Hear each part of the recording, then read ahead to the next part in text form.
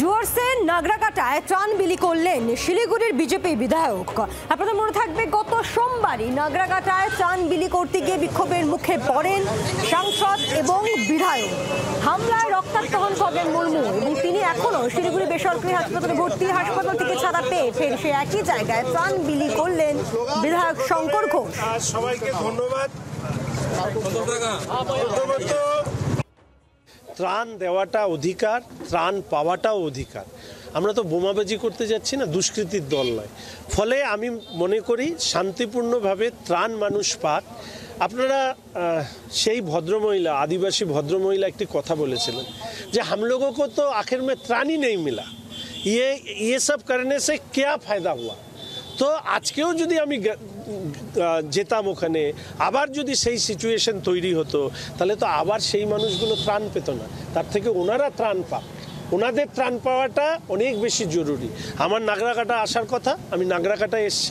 অনেকে লিখেছিলেন যে বিজেপির বিধায়ক, তো সেখানে কেন অসুবিধা, এই তো নাগরাকাটায় দাঁড়িয়ে আছে।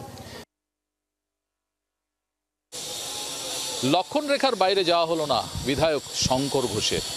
দিন কয়েক আগেই এই নাগরাকাটার ব্লকের বামনডাঙ্গার টুন্ডাতে ব্যাপকভাবে শঙ্কর ঘোষ এবং সাংসদ খগেন মুর্মুকে আহত করা হয়েছিল। বিজেপির অভিযোগ শাসক দল থেকেই তাদের ব্যাপকভাবে মারধর করা হয়। এখনও চিকিৎসাধীন রয়েছে শিলিগুড়ির বেসরকারি হাসপাতালে খগেন মুর্মু।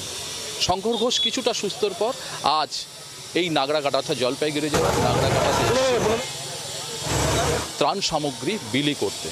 কিন্তু যেহেতু লক্ষণ রেখা বাজে দেওয়া আছে, সরকার প্রশাসন থেকে বলা আছে যেখানে এর আগে তাদের উপর চড়াও হয়েছিল অর্থাৎ তাদের মারধর করা হয়েছিল, সেখানে না যাওয়ার জন্য সেই মতো আজ শঙ্কর ঘোষ নাগরাকাটার একেবারে শহরেই দাঁড়িয়ে ত্রাণ বিলি করলেন বিভিন্ন বানভাসী মানুষদেরকে।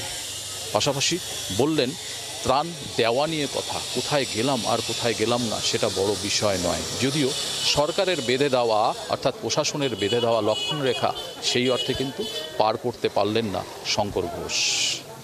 নাগরাকাটা থেকে ক্যামেরায় তুহিনের সাথে নারায়ণ, জি24 ঘন্টা।